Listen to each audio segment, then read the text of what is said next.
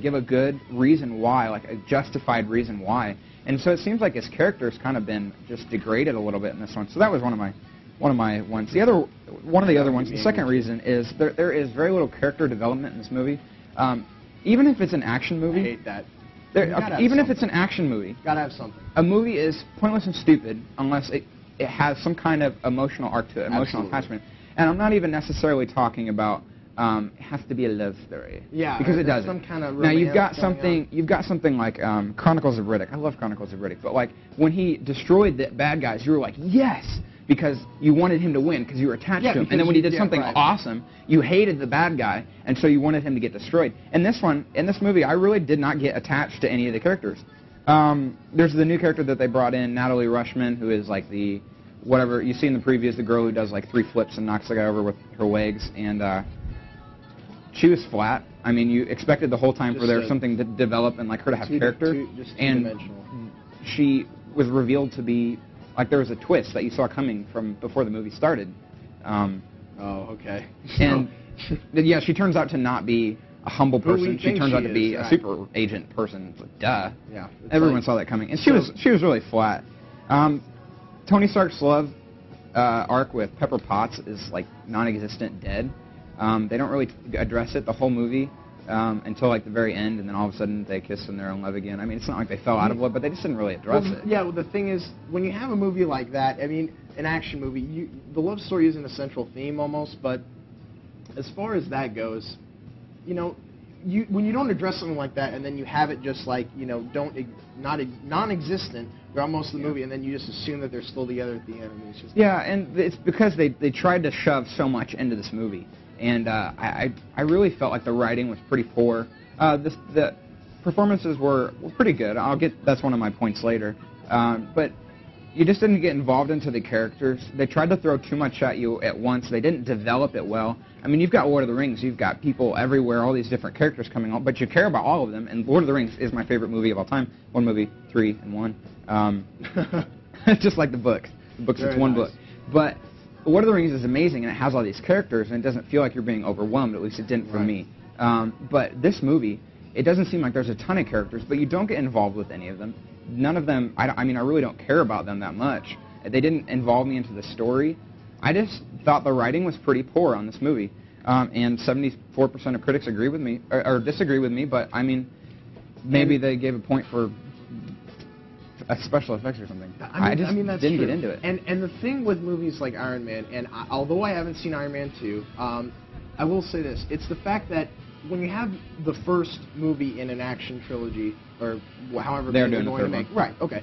So when you have the first movie, they're sitting there and they're like, okay, we'll either follow a comic book, or we're going to make a compelling story, and usually it's the better movie. But then when they get to the second one, they're like, okay, here are the things that we have to address, and they make a list of points. Right. And then they bring in this bad guy, or and then how can we make more movies and earn money, make more money? Exactly. And when they have it on their whiteboard, you know, okay, we need to bring this enemy in here. Right. We need to bring this love interest in here. They like this guy, so we got to get them in here. Right. Then they start basing the script on, okay, we can just slide this guy in here, or we can slide different things in here. You know, it's definitely... And it doesn't work.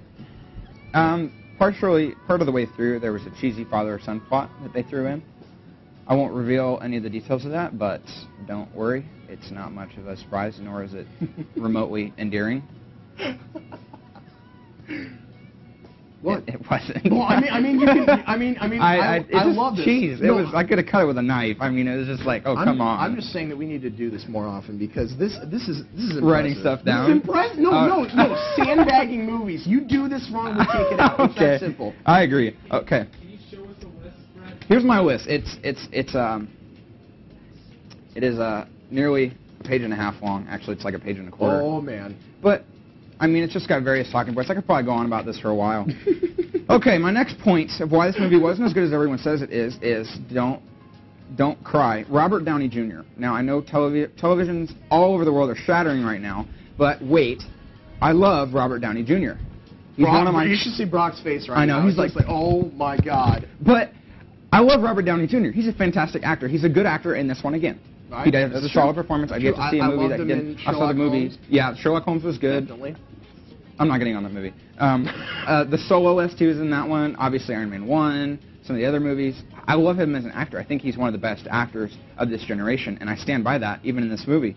But he's starting to lose my respect a little bit, and it's not, I guess, because of him, but the stuff that they made him do in this movie, I feel sorry for. I mean, well, and that's the thing, because the character is may I say, a d-bag, all the way through. That's just his character. Well, that's part of the character, yeah. And in this movie, it's interesting going along with the character development that Tony Stark didn't learn anything. At the beginning of the first movie, he was a playboy, but by the end of it, he was like, this reformed patriot or whatever. Actually, like by a quarter of the way through. With his assistant, who loves him. Right, and so he's an alright guy. But then you go back to the first one, and he goes straight back. It's like, did he learn anything from the first one? And it's like they're trying to address an issue that they already talked about. It's like they're taking him from where he was and like moving him backwards so they can talk about him again. It's like we've already been through this. But moving on back to Robert Downey Jr., the stuff that he just isn't. His character is an idiot, and I'm not talking about he acts dumb because he's a playboy or something. But like he just the scenes are so poorly written, and there's just one scene where he's at a party and he's acting like an idiot because he's drunk. And this is not Robert Downey Jr. This is really his character. But I feel sorry for Robert Downey Jr. for what they made him do in this movie. I hated it. I mean, I felt really bad for the poor guy having to go in front of 10 million people or whatever he is in a movie doing this kind of stuff. I feel bad for him. And my final main point is that they ruined Nick Fury. And unless you're a comic guy like me, you probably don't know who that is. Samuel L. Jackson, he's a black guy with an eye patch. If you see him in the comics, he looks the exact same. He actually looks like Samuel L. Jackson, which I think they did on purpose. And what was the movie that we saw, Brock? I'm trying to remember, the one with Samuel in it. The one, the Spirit. The Spirit. The Spirit. But, okay, Samuel L. Jackson is a good movie, but again, is a good actor. He's not a movie. He's not a movie. Hey, you come try this. All you have to do is say play on your playlist. He's a good actor, but again, with the writing. No, it's good. It's good. What? He's a good actor, but again, with the writing, it was awful. I just felt like they wrote him in horribly. All right, here's my points on Nick Fury, how they ruined him. He doesn't seem mysterious or dangerous at all. And Samuel L. Jackson, as an actor, doesn't carry the authority that he should. What did I say? Why are you still laughing? No, it's nothing. It's nothing. You said did I slip all up? he has to do is press play on his playlist. So. I'm sorry. You're just laughing at me on camera. All right. I repent. Brock, I repent. Everyone out there, I repent. Forgive me. Brock is awesome. Everyone, go watch B-Rock. It's awesome. Samuel L. Jackson, as an actor, he doesn't carry the authority as he should as Nick Fury from S.H.I.E.L.D. in this one. And I think that is, again, part of the writing. The writing is just weak. He's in awful situations. You don't have any idea why he's doing any of the things that he's doing. When he tries to be cryptic in the movie, his character is cryptic, it just feels like he's trying to be overdramatic. And I'm not talking about Samuel L. Jackson. I'm talking about the writing. Again, you don't have good reasons. When he's cryptic in this movie, it just feels like he's being overdramatic.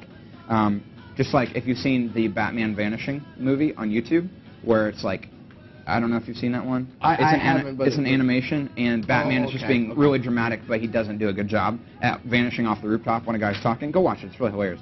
Google or YouTube Batman Vanishing.